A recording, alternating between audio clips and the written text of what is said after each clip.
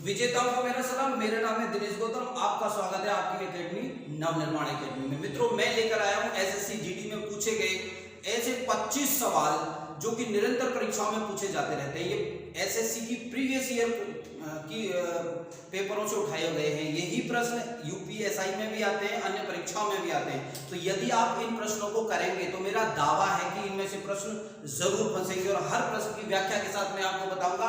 आइए शुरू करते हैं। यदि आप और देखिए, यहाँ से पहले से लेकर 15 तक क्वेश्चन लिखे हुए हैं और ये है 25वां क्वेश्चन। जनरली हम यहाँ से शुरुआत करते हैं। देखिए, पहला क्वेश्चन है जो बोर्ड पर आपको दिखाई दे रहा होगा, टिहरी बांध कौन सी नदी पर है? याद रखना है, टिहरी बांध जो है कौन सी नदी पर है। देखिए, एक नदी तो है भागीरथी नदी और एक है भिलंगाना नदी। ये दोनों नदी जहां पर मिलती हैं, भागीरथी और भिलंगाना नदी दोनों जहां पर मिलती हैं, उनके संगम पर बना है टिहरी बांध। ये बांध कौन से राज्य में है? तो इसका उत्तर होगा ये बांध उत्तराखंड राज्य में है। उत्तराखंड। क्या इस बांध का कोई और भी नाम है? बिल्कुल सही बात है, इसका नाम है स्वामी राम तीर्थ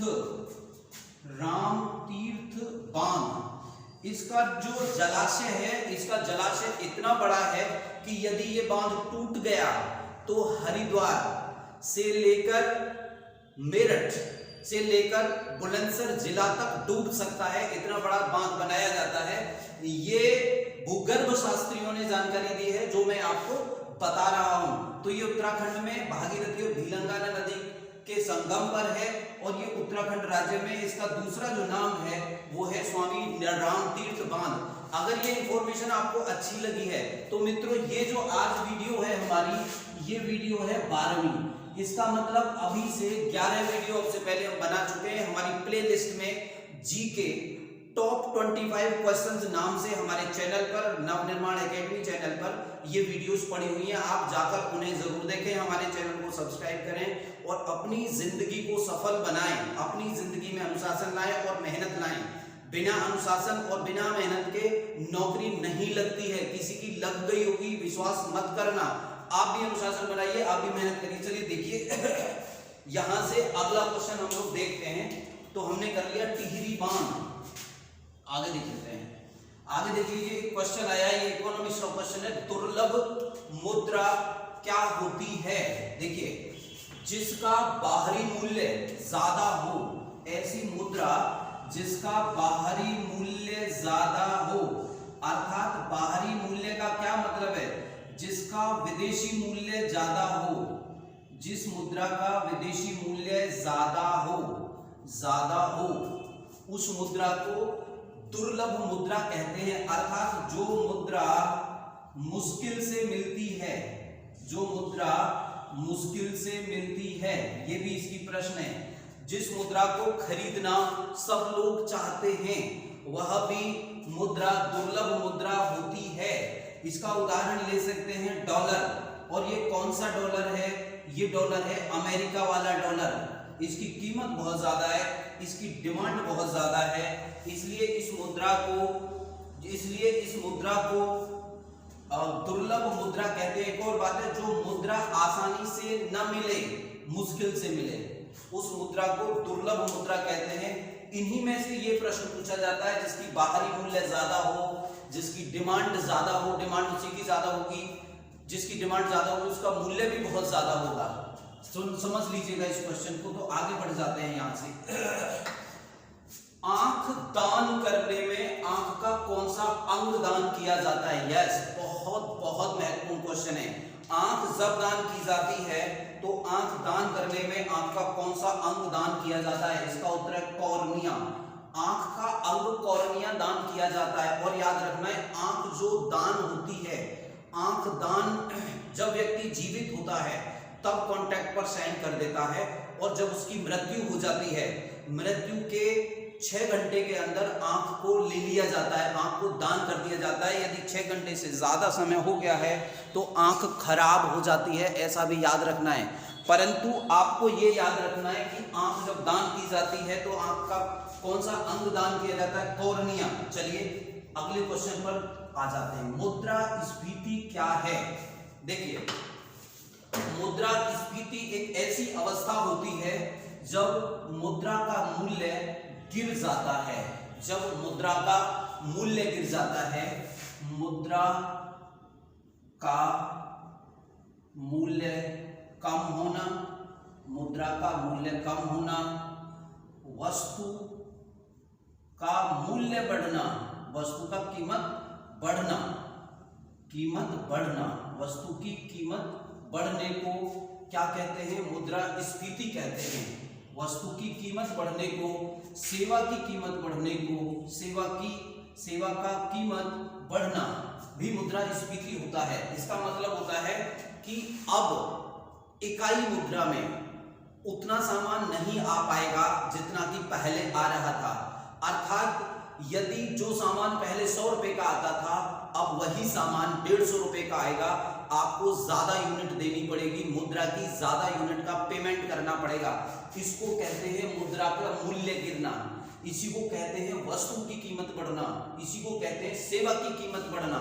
याद रखना है आपको, मुद्रास्फीति क्वेश्चन यहीं से बनता है इसी तरीके से कि मुद्रास्फीति क्या होती है। उम्मीद है आप समझ पाए होंगे मुद्रास्फीति क्या होती है। ठीक है, ये ऐसे ही छोटे छोटे टर्म्स में आपको इन चीजों को लिख लेना है, नोट्स बना लेना है, याद कर लेना है, मेहनत करना है, अनुशासन अपनाना है, मेहनत करना है, रिवाइज करना है, मेहनत करना है, रिवाइज करना है। जो मेहनत करेगा, रिवाइज करेगा और मेहनत और अनुशासन रखेगा, जीत उसके हिस्से में जरूर आएगी। हो सकता है थोड़ा समय लग जाए।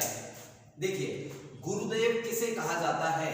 देखिए, रविंद्रनाथ टैगोर को गुरुदेव का नाम दिया गया था। एक और नाम है गुरुजी, GS गोवालकर, इनको गुरुजी कहा जाता है। GS गोवालकर जो थे, इनको गुरुजी कहा जाता है। गुरुदेव कहा जाता है किसको? गुरुदेव कहा जाता है रविंद्रनाथ टैगोर को। एक और है मदन मोहन मालवीय। मदन, ये क्वेश्चन और जानना है, मदन मोहन मालवीय ने बनारस हिंदू विश्वविद्यालय की स्थापना की थी। बनारस हिंदू विश्वविद्यालय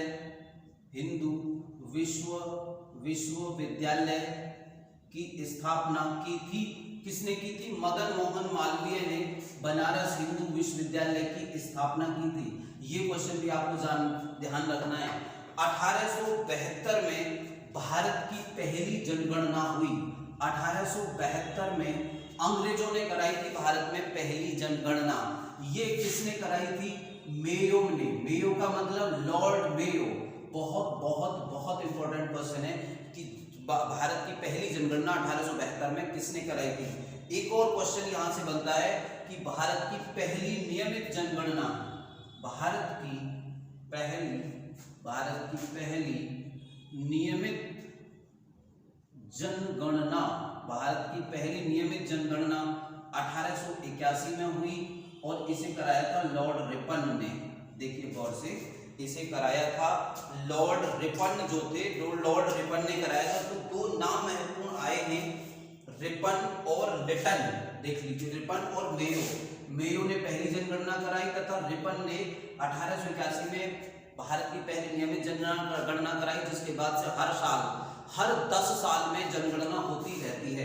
तो सबसे पहली नियमित जनगणना ये और सबसे पहली जनगणना ये। चलिए आगे बढ़ते हैं। हर बात के बारे में 2-2, 3-3 क्वेश्चन मैं आप लोगों को करवा रहा हूं। सर्वाधिक हिंदू अधिकारियों की नियुक्ति किस मुगल बादशाह ने की थी? तो औरंगजेब मुगल बादशाह था। इसके समय में सबसे ज्यादा हिंदू अधिकारियों की नियुक्ति की गई थी। इंपॉर्टेंट क्वेश्चन है, खत्म। इसके बाद देखिए, केरल सबसे बड़ा रबड़ उत्पादक देश है, राज्य है। सबसे बड़ा रबड़ उत्पादक राज्य है केरल। सबसे बड़ा चाय का उत्पादन कौन सा राज्य करता है? सबसे बड़ा चाय उत्पादन करता है मेरे भाई असम। सबसे ज्यादा चाय का उत्पादन असम में होता है। सबसे ज्यादा कहवा का मतलब कॉफी, भारत में सबसे ज्यादा कहवा की खेती कर्नाटक में होती है। कर्नाटक में सबसे ज्यादा कहवा का उत्पादन होता है। सबसे ज्यादा कपास, भारत में सबसे ज्यादा कपास उत्पादन करने वाला राज्य है महाराष्ट्र। और एक दिन हमने एक वीडियो में और किया था कि भारत की सूती वस्त्रों की राजधानी क्या है। जी हाँ, इसका नाम है बम्बई, मुंबई, याद रखिएगा। चलो ये चीजें हो गई। अब हमने एक टॉपिक के बारे में 4 क्वेश्चन और कर लिए। देखिए, भारत की पहली बहुउद्देशीय परियोजना का नाम बताएं। भारत की सबसे पहली जो बहुउद्देशीय परियोजना थी उसका नाम था दामोदर घाटी परियोजना। सबसे पहली, इसका उत्तर लिख देते हैं, दामोदर घाटी परियोजना।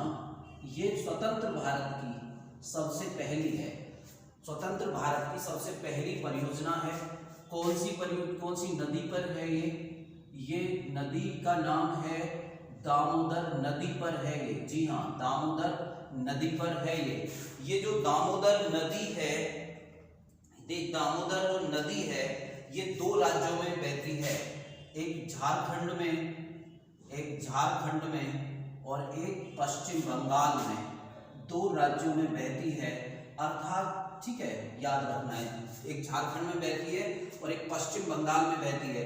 ये नदी अपना पानी कौन सी नदी में छोड़ती है? ये नदी अपना पानी हुगली नदी में छोड़ती है। हुगली की सहायक नदी है ये, हुगली की सहायक नदी है ये।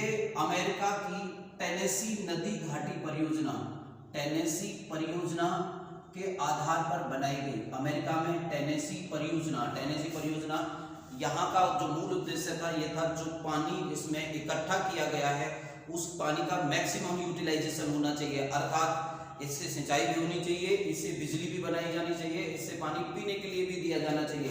तो टेनेसी परियोजना के आधार पर ये बनी। अच्छा, ये कहाँ से निकलती है? ये झारखंड में छोटा नागपुर का पठार से निकलती है। छोटा नागपुर का पठार से निकलती है गुरु, ये निकलती है। छोटा नागपुर का पठार झारखंड में छोटा नागपुर का पठार से निकलती है। ओके, इस नदी को बंगाल मतलब पश्चिम बंगाल का शोक कहा जाता था। पश्चिम बंगाल का शोक, पश्चिम बंगाल में निरंतर इसके कारण बाढ़ आया करती थी, तब इसे पश्चिम बंगाल का शोक कहा जाता था। एक नदी का नाम है बराकर, जो इसकी सहायक नदी है तथा प्रमुख नदी है। ये हुगली की सहायक नदी है। जरा देख लीजिए, हमने छोटे छोटे कितने सारे पॉइंट किए। जो छोटा नागपुर का पठार है, यहाँ से बहुत सारे अयस्क प्राप्त किए जाते हैं। भारत के लिए बहुत सारी चीज़ों की पूर्ति करता है, बहुत सारे खनिजों की पूर्ति करता है छोटा नागपुर का पठार क्षेत्र। बात करेंगे आगे, जब पठार करेंगे तो आपको याद रखना है दामोदर नदी घाटी परियोजना के बारे में सारी छोटी छोटी चीजें मैंने लिखवा दी हैं। भारत की सबसे पहली, स्वतंत्र भारत की सबसे पहली परियोजना थी ये। द्रवणांक और हिमांक बराबर होते हैं, याद रखना है आपको। पहले मैं बता देता हूँ हिमांक कौन सा होता है। हिमांक का मतलब होता है जिस तापमान पर कोई द्रव जमना प्रारंभ करता है, जिस ताप पर कोई द्रव जमना प्रारंभ करता है, उसी को हिमांक कहते हैं। द्रवणांक, ठीक है। जिस ताप पर किसी द्रव का जमा हुआ रूप द्रव बनना शुरू करता है, ठीक है, तो याद रखना है द्रव बनना शुरू होता है। जैसे बर्फ से पानी बनना, यहां पर समझ लीजिएगा, बर्फ से पानी का बनना, जिस ताप पर बर्फ से पानी बनना शुरू होता है उसे द्रवणांक कहते हैं। और जिस ताप पर द्रव से बर्फ बननी शुरू होती है उसे हिमांक कहते हैं। तो इसे ठीक है। और ये इनकी जो वैल्यू है वो बराबर होती है, समान ताप होते हैं द्रवणांक और हिमांक के। चलो बात खत्म हो गई, विज्ञान फिजिक्स का ये क्वेश्चन था। देखिए अगली बात करते हैं, यहां से आ जाइए। अब इस क्वेश्चन से करते हैं, भारतीय अंतरिक्ष प्रक्षेपण केंद्र कहां पर है? ये है श्रीहरिकोटा में। भारतीय अंतरिक्ष प्रक्षेपण केंद्र कहां पर है? देख लीजिए, ये है श्रीहरिकोटा में। श्रीहरिकोटा में, या इसका नाम है श्रीहरिकोटा। कौन से राज्य में है? श्रीहरिकोटा आंध्र प्रदेश में है, देख लीजिएगा। श्रीहरिकोटा है आंध्र प्रदेश में, आंध्र प्रदेश में है, ये आंध्र प्रदेश में है। और इसका नाम क्या है? सतीश धवन अंतरिक्ष केंद्र, सतीश धवन अंतरिक्ष केंद्र है।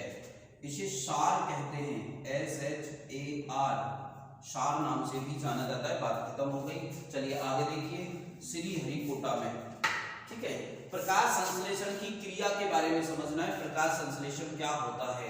देखिए, प्रकाश संश्लेषण जो क्रिया है, ये एक ऐसी क्रिया है जिसमें हरे पौधे भोजन बनाते हैं। अब मैं ये समझाता हूँ। हरे पौधे जो भोजन बनाते हैं, ये कार्बन डाइऑक्साइड, देखिए आप, कार्बन डाइऑक्साइड और जल का संयोग होता है। कार्बन डाइऑक्साइड मिलती है और जल मिलता है। इसके संयोग से क्या क्या बनता है? C6H12O6, इसके संयोग से बनता है C6H12O6, इसे तो कहते हैं ग्लूकोज। और जल बनता है 6 और H2O और O2 बनता है, ऑक्सीजन बनता है। इसे मैं बैलेंस कर देता हूं, अगर आप चाहते हैं पेपर में कभी आ जाए तो 6 और 12, 6 यहाँ पर है और बेटा 12 यहाँ पर है। देखिए 12, 6 और 12 H2O, C6H12O6, 6H2O, 6O2। यहाँ पे लिखना है 6H2O, 6H2O और यहाँ पे लिखना है 6O2। ये भी बनता है, याद समझ लीजिएगा। यहाँ पे ये बात और समझ लीजिएगा, सनलाइट और क्लोरोफिल, ठीक है। यहाँ पे देखिए धूप की उपस्थिति में, और यहाँ पर लिखना है क्लोरोफिल की उपस्थिति में। अब क्वेश्चन कैसे बनेगा? क्लोरोफिल की उपस्थिति में, देखिए जब धूप मतलब सूर्य की उपस्थिति में और क्लोरोफिल की उपस्थिति में कार्बन डाइऑक्साइड और जल का संयोग होता है तो कार्बोहाइड्रेट बनता है। इसको कहते हैं ग्लूकोज, लिखा मिलेगा किताबों में ग्लूकोज, और ग्लूकोज को कहते हैं कार्बोहाइड्रेट। कार्बोहाइड्रेट समझ लेना है, कार्बोहाइड्रेट कहते हैं ग्लूकोज को। इसका मतलब पौधे जो भोजन बनाते हैं, पौधे कार्बन डाइऑक्साइड का उपयोग करते हैं। पौधों का भोजन है कार्बन डाइऑक्साइड, और उसके साथ जब जल मिलता है तो ऑक्सीजन भी बनती है। देखिए ये बन रही है ऑक्सीजन, पौधे ऑक्सीजन निकालते हैं, जो ऑक्सीजन हम सोखते हैं, और हमारे द्वारा निकाले गए कार्बन डाइऑक्साइड को पौधे लेते हैं, उससे ग्लूकोज बनता है, अर्थात खाना बनता है। यही जो खाना है, इसी खाने को हम खाते हैं। कैसे खाते हैं? फलों में होता है ये खाना, कार्बोहाइड्रेट। गेहूं में होता है कार्बोहाइड्रेट, क्योंकि गेहूं भी पौधे से प्राप्त होता है। मक्का में होता है। जो भी खाना हम पौधों से प्राप्त करते हैं उस सब में कार्बोहाइड्रेट होता है, उसी को हम खाते हैं। तो पौधे जो भोजन बनाते हैं उसी खाने को हम खाते हैं। एक और क्वेश्चन है कि प्रकाश संश्लेषण की क्रिया में जो प्रकाश ऊर्जा है, इस क्रिया में प्रकाश ऊर्जा से ठीक है रासायनिक ऊर्जा बनती है।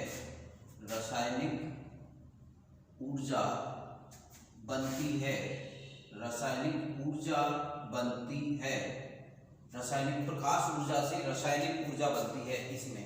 चलिए मिटा देते हैं, ये बात हो गई प्रकाश संश्लेषण की। फोटोसिंथेसिस कहते हैं प्रकाश संश्लेषण को अंग्रेजी में। देखिए अगला बात है वृहत ज्वार कब आता है? वृहत ज्वार कब आता है? जब सूर्य, पृथ्वी और चंद्रमा एक सीध में आ जाते हैं। जब सूर्य, पृथ्वी और चंद्रमा सब एक सीध में आ जाते हैं तब वृहत ज्वार आता है। और ज्वार देखिए इसी के बारे में कर रहे हैं हम बात। ज्वार कब आता है? ज्वार, ठीक है। ज्वार जो है सूर्य और चंद्रमा, क्यों आता है ज्वार? सूर्य और चंद्रमा की आकर्षण शक्ति के कारण आता है। आकर्षण शक्ति के कारण आता है। सूर्य और चंद्रमा की आकर्षण शक्ति के कारण आता है ज्वार। हमेशा याद रखना है, ज्वार और भाटा आते हैं 12 घंटा 26 मिनट में ज्वार आता है। 12 घंटा 26 मिनट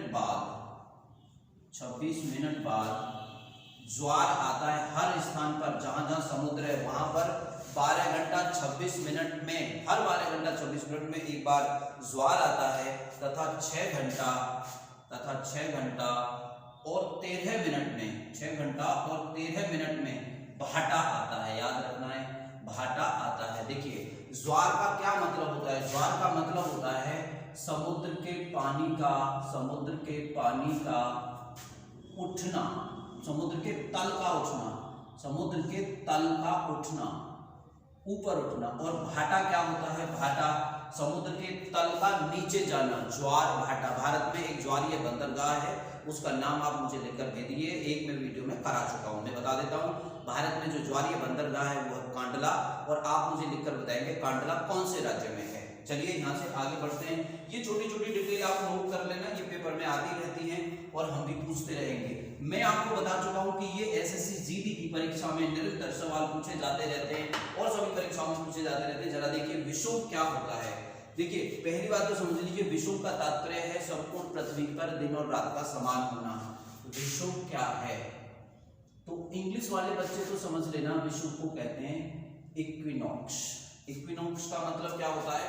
जब पृथ्वी पर मतलब संपूर्ण पृथ्वी पर दिन और रात बराबर हो जाते हैं, दिन और रात बराबर हो जाते हैं। जब संपूर्ण पृथ्वी पर दिन और रात बराबर हो जाते हैं उसे कहते हैं विषुव, उसे कहते हैं विषुव।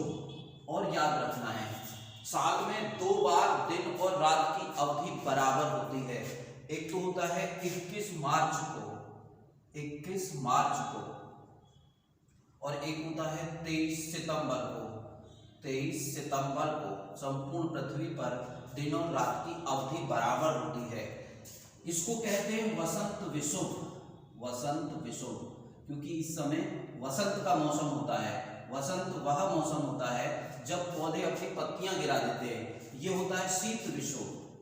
शीत मतलब जाड़ों का विषुव। याद रखना है, ऐसे छोटे छोटे बिंदु नहीं है, ये बहुत इंपॉर्टेंट बिंदु हैं, निरंतर परीक्षाओं में आते रहते हैं। यदि आप में से कोई भी निरंतर पढ़ता रहता होगा प्रीवियस ईयर के क्वेश्चन पेपर्स, तो आपको जरूर मालूम होगा कि ये क्वेश्चन ही पेपर में पूछे जाते हैं और पेपर के दृष्टिकोण से अति महत्वपूर्ण प्रश्नों की श्रेणी में आते हैं। घूम घूम कर यही प्रश्न पूछे जाते रहते हैं। अगर आप इन्हें करते हैं तो आपके पेपर में अंक बहुत अच्छे आने की संभावना। देखिए चेचक किससे होता है? पहली बात तो चेचक वायरस से होता है। देखिए चेचक किससे होता है? चेचक वायरस से होता है। उस वायरस का क्या नाम है?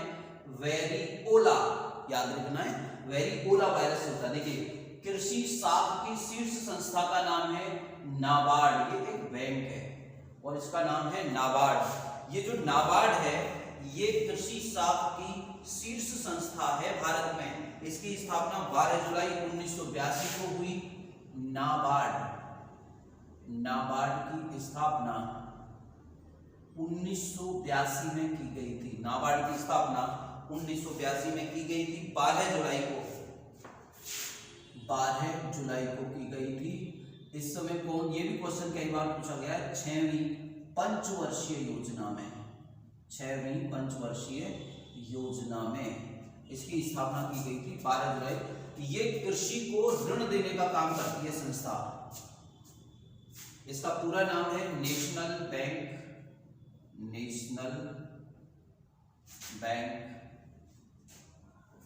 For agriculture and rural development इसका नाम है। तो ठीक है, बात खत्म हो गई। यही तक बात करते हैं, चलो मिटा देते हैं इसे। ये बात खत्म हो गई, ये भी बात खत्म हो गई। देखिए मानव विकास सूचकांक का जनक कौन था? ये इसका नाम लिख लेना, मानव विकास सूचकांक का जनक महबूब उल हक। ये पाकिस्तान के एक अर्थशास्त्री थे और उन्होंने ही मानव सूचकांक दिया था। तो ये याद रखना है आपको और इसको लिख लेना। संसद की प्रथम संयुक्त बैठक कब हुई? ये संसद की प्रथम संयुक्त बैठक सन 1961 में हुई। ठीक है, संयुक्त बैठक।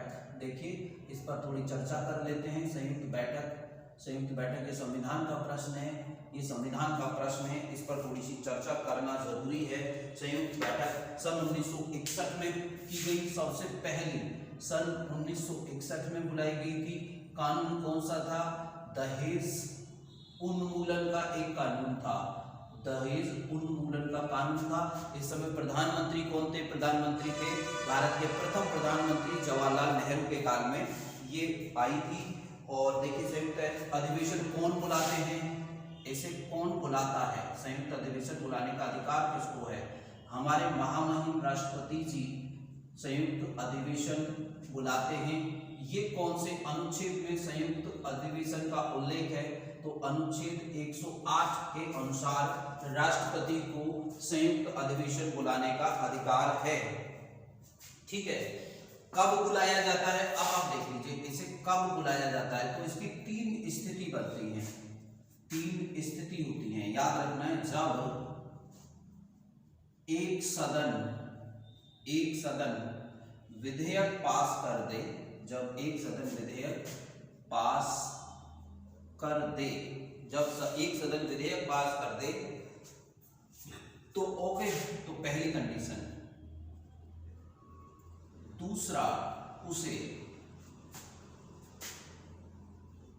अस्वीकार कर दे, दूसरा उसे अस्वीकार कर दे तो बुलाया जा सकता है। देखिए पहले तो विधेयक पास तो होगा ही होगा, तो राष्ट्रपति को ये तो पता चलना चाहिए कि संयुक्त अधिवेशन बुलाना है। एक सदन इसे पास कर देता है, दूसरे के पास भेजा जाता है, दूसरा उसे अस्वीकार कर देता है, तो राष्ट्रपति को अधिकार है कि वे संयुक्त अधिवेशन बुला सकते हैं अनुच्छेद 108 के तहत। दूसरी बात है, दूसरा अधिवेशन, दूसरा सदन जो सुधार करता है, जो संशोधन करता है, दूसरा जो संशोधन करता है वे प्रथम सदन को पसंद नहीं है का मतलब प्रथम सदन उससे सहमत नहीं है जो दूसरे सदन ने संशोधन किए हैं। तीसरी स्थिति और है, तीसरी स्थिति यह है कि यदि पहले ये तो जब दूसरा सदन किसी विधेयक पर जवाब ना दे और इस बात को 6 महीने हो चुके हों, दूसरे सदन के पास विधेयक, ठीक है आपको समझना है, दूसरे सदन ने 6 माह तक कोई जवाब न दिया, जब दूसरे सदन ने 6 महीने तक कोई जवाब ही न दिया हो, तब राष्ट्रपति को संयुक्त अधिवेशन बुलाने का अधिकार होता है, तब राष्ट्रपति संयुक्त अधिवेशन बुला सकते हैं। दूसरा सदन जो संशोधन करता है वे प्रथम सदन को स्वीकार नहीं है, वे संशोधन जो है प्रथम सदन को स्वीकार नहीं है। यहाँ से थोड़ा सा कट गया हो तो आप याद रखना, मैंने बोला भी है साथ ही साथ। तो ये कंडीशन होती है संयुक्त अधिवेशन बुलाने की, बता दिया है मैंने कौन बुलाता है संयुक्त अधिवेशन। संयुक्त अधिवेशन बुलाते हैं भारत के राष्ट्रपति। ठीक है, आगे देख लीजिए, अगला है गीता का अंग्रेजी अनुवाद किसने किया था? नाम है चार्ल्स विल्किंस। ये तो इतना ही याद रखना है। सबसे पहले गीता का अंग्रेजी में अनुवाद किसने किया था? चार्ल्स विल्किंस ने किया था। अगला देखो, पंचतंत्र का फारसी अनुवाद अबुल फजल ने किया था। ये तो मैं अलग से लिख रहा हूं, पंचतंत्र का फारसी अनुवाद किसने किया था? अबुल फजल ने किया था, अबुल फजल ने किया था। पंचतंत्र का फारसी अनुवाद किसने किया था? अबुल फजल ने, याद रखना है ये अबुल फजल ने किया था। ठीक है, अब हम यहाँ पे आगे देखिए, केरल से संबंधित है, ये मैंने एक लिस्ट बना दी है। केरल के जो नृत्य हैं, 2 नृत्य हैं, कथकली है और मोहिनी अट्टम है। इनकी आप लिस्ट बना लेना। कथकली है, एक तो कथकली है और एक है मोहिनी अट्टम। इसके बाद देखिए, सिर-ए-अकबर की रचना किसने की? सिर-ए-अकबर की रचना दारा शिकोह ने की। मैं थोड़ा इसके बारे में बता देता हूँ। सिर-ए-अकबर जो है किसने की थी? दारा शिकोह ने की थी। ठीक है, अब ये सिर-ए-अकबर क्या है? सिर-ए-अकबर क्या है आपको ये समझना है। सिर-ए-अकबर जो है ये उपनिषदों का अनुवाद है। उपनिषदों का फारसी अनुवाद, उपनिषदों का फारसी अनुवाद किसने किया था? दारा शिकोह ने। नाम क्या रखा था? नाम रखा था शेर-ए-अकबर, शेर-ए-अकबर, ठीक है। और उपनिषदों का अंग्रेजी अनुवाद, उपनिषदों का अंग्रेजी अनुवाद सबसे पहले किसने किया था? याद रखना है आपको, मैक्स मूलर, मैक्स मूलर ने किया था। और क्या समझना है आपको, और क्या जानना है आपको? अभिज्ञान शाकुंतलम का अंग्रेजी अनुवाद, अभिज्ञान शाकुंतलम, शाकुंतलम का इंग्लिश अनुवाद किसने किया था? इंग्लिश अनुवाद किया था, इसका इंग्लिश अनुवाद किया था विलियम जोन्स ने। विलियम, अंग्रेज था ये, विलियम जोन्स ने। ये भी बात आपको जान लेनी है और लिख लेनी है। चलो मिटा देते हैं, विलियम जोन्स ने किया था। अब आगे बढ़ जाते हैं, अब आगे बढ़ जाते हैं। जरा देखिए 2-3 क्वेश्चन और रह गए। एक, विक्रमशिला विश्वविद्यालय की स्थापना किसने की?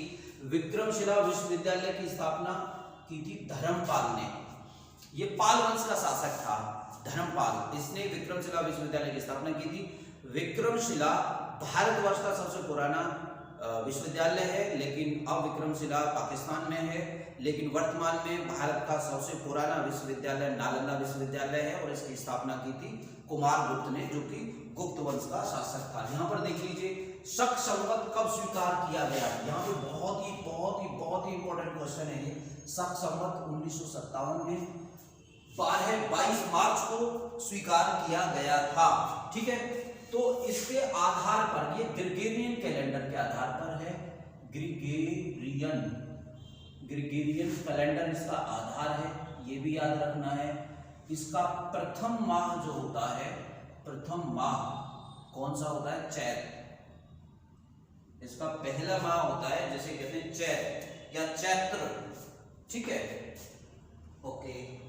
इसका सामान्य वर्ष, ठीक है, सामान्य वर्ष शुरू होता है 21 मार्च को, और लीप वर्ष शुरू होता है 22 मार्च को, ये और याद रखना है, ठीक है।